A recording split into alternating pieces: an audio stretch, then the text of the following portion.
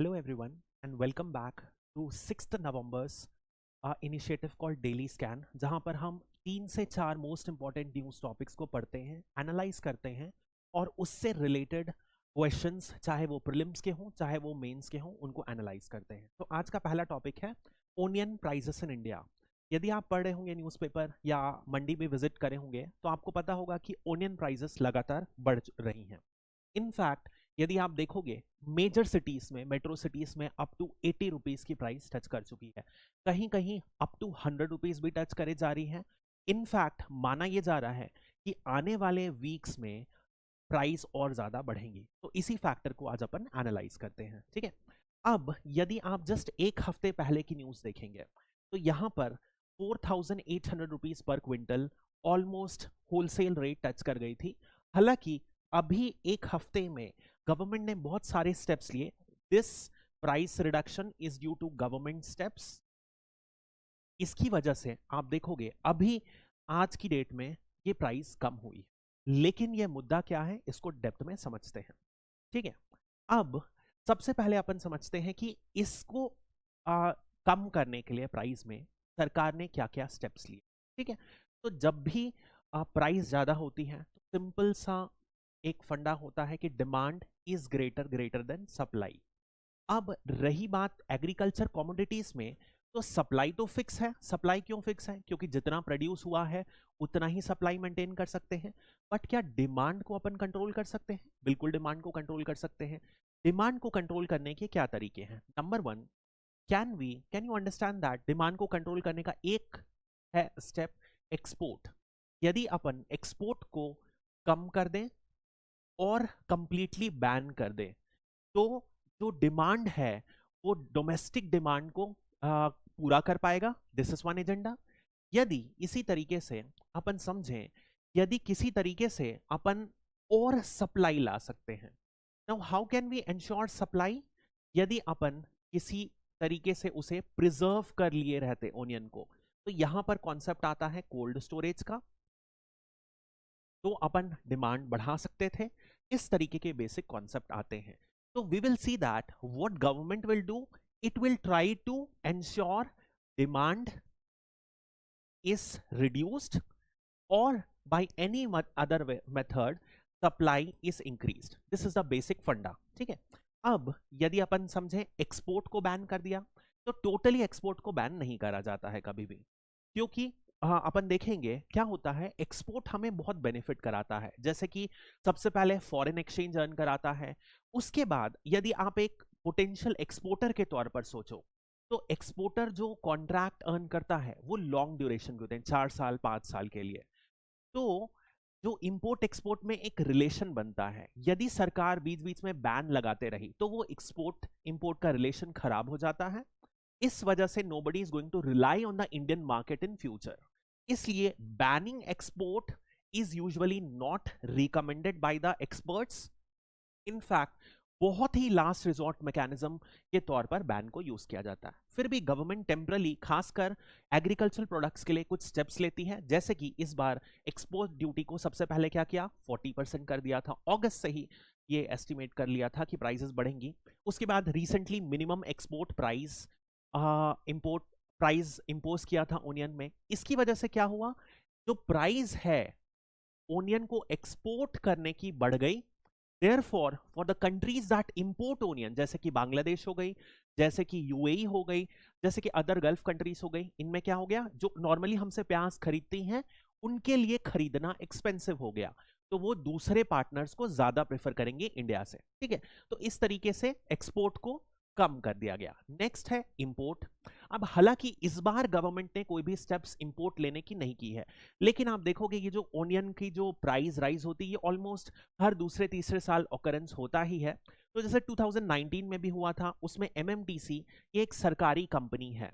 यदि आपने gold bond पढ़ा होगा स्कीम, तो ये वही ऑर्गेनाइजेशन है जो गोल्ड कॉइन्स को मिंट करती है, ठीक है। तो इस ऑर्गेनाइजेशन को काम दिया है कि आप इंपोर्ट करो, government to government contract enable करें ताकि आप प्याज इंडिया में इंपोर्ट कर सको। एज अ रिजल्ट डिमांड तो उतनी ही रहेगी, सप्लाई बढ़ जाएगी तो प्राइस डाउन हो जाएगी ऑटोमेटिकली, ठीक है। थर्ड मेजर आप समझो बफर स्टॉक का। जब हमारे पास सफिशिएंट क्वांटिटी ऑफ ओनियन है, क्या हम उसे कोल्ड स्टोरेज में प्रिजर्व कर सकते हैं? कुछ यदि टेक्नोलॉजी से हमें स्टोर कर लेते हैं, तो जब जरूरत पड़ेगी, जब प्राइसेस ज्यादा होंगी, हम उनको बफर स्टॉक से निकाल लेंगे और उस तरीके से हम अगेन सप्लाई को मार्केट में इंक्रीज करेंगे। इस वजह से प्राइसेस शूट अप नहीं करेंगी। हर मैकेनिज्म की कुछ ना कुछ लिमिटेशंस हैं। फॉर एग्जांपल मैं आपको यदि बताऊं, एक्सपोर्ट, जैसे कि मैं बताया लॉन्ग टर्म कॉन्ट्रैक्ट्स होते हैं, तो नॉर्मली इसको डायरेक्टली कैंसिल करना पॉसिबल नहीं होता है। इंपोर्ट करने में भी लंबा समय लग जाता है, ठीक है। कई बार क्लाइमेटिक चेंज की वजह से number of countries get impacted, therefore हो सकता है दूसरी कंट्री में भी प्रोडक्शन प्रॉपर नहीं हुआ हो। थर्ड फैक्टर यदि आप देखोगे, बफर स्टॉक, बफर स्टॉक की भी अपनी इंफ्रास्ट्रक्चरल लिमिटेशन है।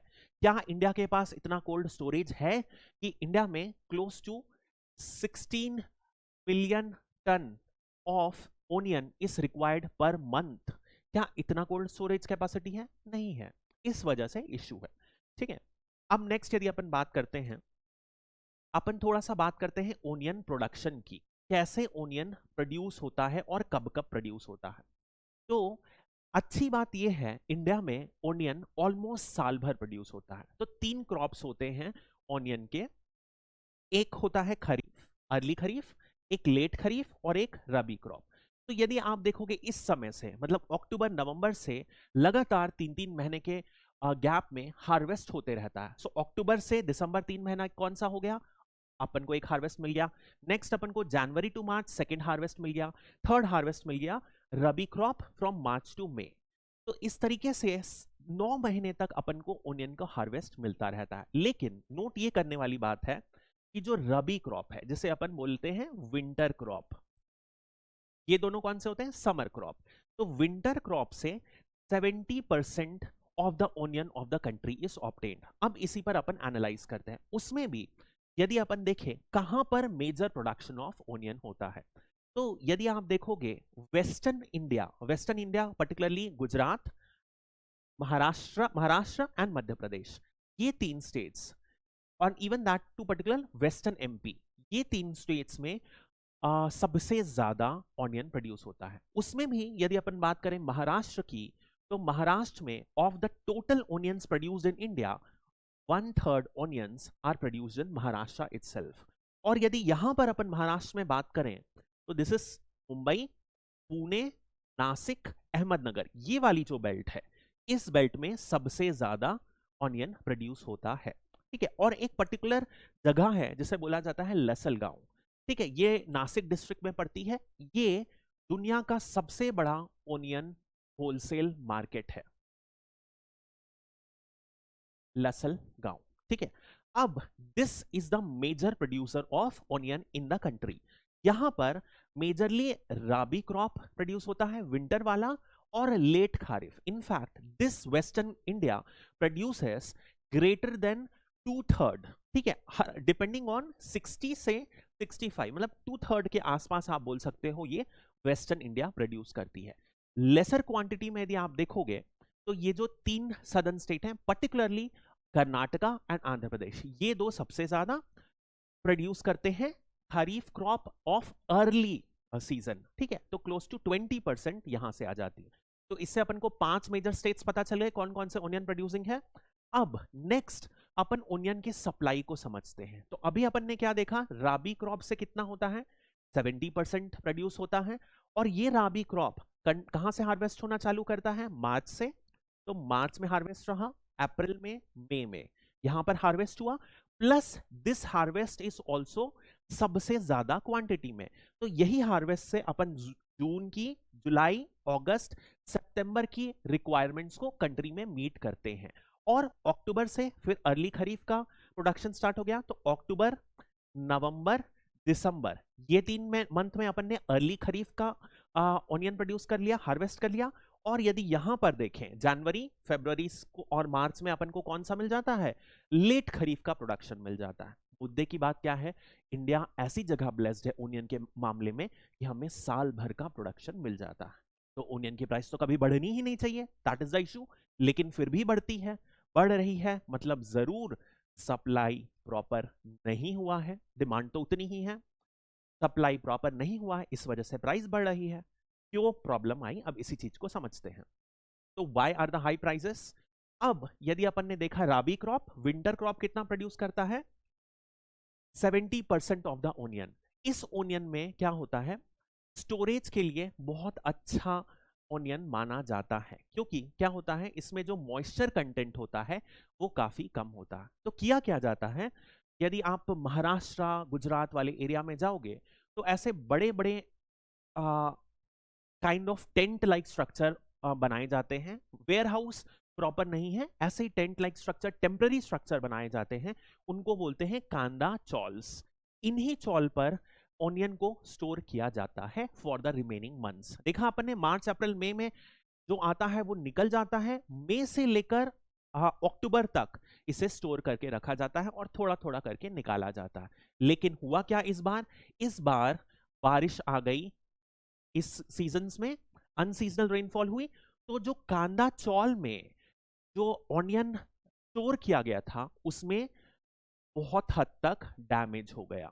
तो it is estimated that 60% got damaged. और यदि डैमेज हो गया तो लोगों ने, किसानों ने उसको फेंक दिया, इस वजह से शॉर्टेज आई। तो this is number one issue. पर कोई बात नहीं, शॉर्टेज आई तो अपन के पास तो और भी तरीके हैं ऑनियन पाने के लिए। अपन ने देखा जो अर्ली खरीफ का होता है वो अक्टूबर मंथ से हार्वेस्ट होना स्टार्ट हो जाता है। लेकिन दिक्कत क्या आई इसमें भी, इस बार मॉनसून डिले हो गया। मॉनसून डिले हुआ तो जो क्रॉप को अक्टूबर में हार्वेस्ट करना चाहिए वो अभी तक हार्वेस्ट हुआ ही नहीं, वो नवंबर एंड तक माना जा रहा है हार्वेस्ट होगा। मिड से अलग अलग जगह के हिसाब से उसे लेट लगाया गया तो उसका हार्वेस्टिंग लेट मिल रहा है। देयरफॉर जो अर्ली खरीफ का क्रॉप आ रहा था वो भी सप्लाई क्या हुआ, कम हो गया, एक इश्यू आया। कोई बात नहीं, फिर अपन ने बात किया, सरकार ने तो बफर स्टॉक मेंटेन किया है, लेकिन ऑलरेडी अपन ने बात कर ली, क्या बफर स्टॉक सफिशिएंट है? नहीं है। It does not even meet 20% requirement, not even 20%। तो यदि डिमांड ज्यादा रहेगी, सप्लाई कम रहेगा, तो प्राइस तो बढ़ेंगी ही भैया। ठीक है, अब मुद्दे की बात क्या है, कब तक प्राइस स्टेबलाइज होगी? कॉमन मैन को तो यही चाहिए। ठीक है, तो क्या होगा, जो अर्ली खरीफ क्रॉप था वो अभी एक महीने के अंदर मार्केट में आने लग जाएगा। इनफैक्ट लसल गांव में कुछ हद तक कई पार्ट से ऑलरेडी आने लग गया है। तो जैसे जैसे सप्लाई बढ़ेगा प्राइस कम होते जाएगी, सिंपल इकोनॉमिक्स का इक्वेशन है। देयरफॉर एक महीने में ये माना जा रहा है, एस्टिमेटेड है कि प्राइस नॉर्मल हो जानी चाहिए ऑनियन की। ठीक है, अब मुद्दे की बात है, ये हर साल हो रहा है इशू, हर दूसरे तीसरे साल तो कॉमन ही है। इनफैक्ट ऑनियन का मुद्दा ऐसा था कि कई बार तो सेंट्रल गवर्नमेंट तक गिर गई है। इंडिया में ऐसे इंसिडेंट्स हुए हैं, सेंट्रल गवर्नमेंट तक गिरी, स्टेट गवर्नमेंट तो बहुत बार गिरी है लेकिन सेंट्रल गवर्नमेंट तक गिरी है। तो ऐसी कंडीशन में क्या करना चाहिए, that is very important. In fact यदि GS3 का सिलेबस देखोगे उसमें एक टॉपिक है फूड प्रोसेसिंग इंडस्ट्री, उस टॉपिक का ये डायरेक्ट क्वेश्चन है, व्हाट कैन बी डन। साथ ही साथ ज्योग्राफी के टॉपिक में भी ये आता है। ठीक है, एक और इंपैक्ट आएगा क्लाइमेट चेंज का, एग्रीकल्चर में कैसे इंपैक्ट आएगा, तो direct case study could be lifted out from this topic. ठीक है, तो सबसे पहले व्हाट कैन बी डन, सबसे पहले scientific management of onion production. अपन ने देखा 3 साइकिल्स में प्रोड्यूस होता है ओनियन में। तो यदि मुझे पता है किसी कारण से रबी का जो प्रोडक्शन है वो कम हो रहा है, किसी भी कारण से, पानी नहीं मिला, इरिगेशन अच्छा नहीं था, या पेस्ट हो गया, या कोई भी अदर कारण, तो यदि रबी का प्रोडक्शन ज्यादा है, मैं क्या करूंगा, इंश्योर करूंगा कि खरीफ सीजन में जो एरिया कवर्ड अंडर एग्रीकल्चर है वो बढ़ जाए। ये कैसे किया जा सकता है, न्यू एरियाज में एक्सपैंड किया जाए। जैसे कि for example north east area in India is one of the very ideal situation जहां पर ओनियन को लगाया जा सकता है, लेकिन अभी तक नहीं लगाया जा सकता है। तो क्या ओनियन को इन एरियाज में एक्सप्लोर किया जा सकता है? डेफिनेटली किया जा सकता है। सेकेंड चीज, क्या अपन प्रोडक्टिविटी में वर्क कर सकते हैं, क्या अपन रिसर्च कैरी ऑन कर सकते हैं जिसमें हाई वेराइटीज को फोकस करें, ठीक है, जिनसे डैमेज कम हो। क्या अपन बात कर सकते हैं और already existing methods like drip irrigation की को बढ़ावा दे सकते हैं जिससे प्रोडक्शन बढ़ जाए, इस तरीके के मेथड। दूसरी चीज, बहुत बार क्या होता है, ब्लैक होर्डिंग होती है, काला बाजारी। तो अपन को इंश्योर करना है कि ये प्रॉपर तरीके से इम्पोज रहे, लिमिट इन्फोर्स रहे और काला बाजारी ना हो जाए। तो स्टेट गवर्नमेंट इसमें एक एसेंशियल कमोडिटी मैनेजमेंट एक्ट आता है, उसका भी यूज करते हैं कई बार सरकार। इसके बाद इकोनॉमिक सर्वे 21 में कुछ सजेशंस दी गई थी। जैसे सबसे पहले हैं, यदि ऑनियंस का कोल्ड स्टोरेज नहीं कर सकते तो उन्होंने क्या बोला था, डिहाइड्रेटेड ऑनियंस को यूज कर सकते हैं। उन ऑनियंस को अपन रिसर्च कर सकते हैं। उसमें डिहाइड्रेटेड ऑनियंस की जो शेल्फ लाइफ है, जो खराब होता है, वो बहुत ज्यादा देर से होता है, देयरफॉर इनको बाद में यूज किया जा सकता है। वैसे ही एक है इविन, यदि आपको इविन पता होगा तो वैक्सीन मैनेजमेंट पोर्टल जो है उसे इविन बोला गया है, ठीक है, प्री कोविड के टाइम ही बन चुका था। अब यदि वैक्सीन का अपन रियल टाइम मॉनिटरिंग कर सकते हैं तो क्या ऐसे ही real time stock inventory of onion नहीं कर सकते अपन? कहां कहां सिचुएशन में है, कितना प्रोड्यूस हो रहा है, उस हिसाब से अपन फार्मर को एग्रीकल्चर सेंटर से इंफॉर्म करें कि भैया और उगाओ। इस तरीके की एडवाइजरी इश्यूज कर सकते हैं। तो इस तरीके का सुझाव इकोनॉमिक सर्वे ने दिया था। इसके अलावा अपन ने ऑलरेडी बात की है कि कोल्ड स्टोरेज को बढ़ाना है। कोल्ड स्टोरेज के लिए ऑलरेडी देयर आर इनिशिएटिव्स कि 50% सब्सिडी मिलती है under the MIDH programme, mission for integrated development of horticulture. उसके बाद भी क्यों स्ट्रक्चर प्रॉपर नहीं है? क्योंकि अपन को यहां पर स्टार्टअप्स को, प्राइवेट इन्वेस्टर्स को और एग्री एंटरप्रेन्योर्स को एनकरेज करना है ये बिजनेस को लेने में, तभी इंटरेस्ट आएगा। साथ ही साथ जनरल इंश्योरेंस की बात कर सकते हैं और एक्सपोर्ट कंट्रोल की अपन ने बात की ही है, ठीक है।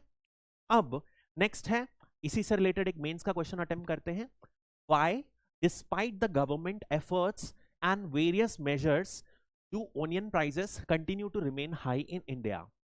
Discuss the government's action and their impact, the factors contributing to the rise in the onion prices, and propose effective strategies. तो strategies अपन ने directly बात कर ली है, to ensure stable onion prices throughout the year. This is we have talked directly. Government actions भी अपन ने बात कर ली है। इनका impact क्या है अपन बताएंगे कि impact prices down तो लाता है, बट क्या ये impact short term में sufficient है? नहीं है। So we are going to talk about this in this, ठीक है। And why despite the government factors, तो अपन इसमें भी इंट्रोड्यूस करेंगे कि गवर्नमेंट स्टेप्स लेता है लेकिन डिमांड सप्लाई का इक्वेशन ही प्राइस को रन करता है, ठीक है। ये सिंपल अपन समझाएंगे बात को।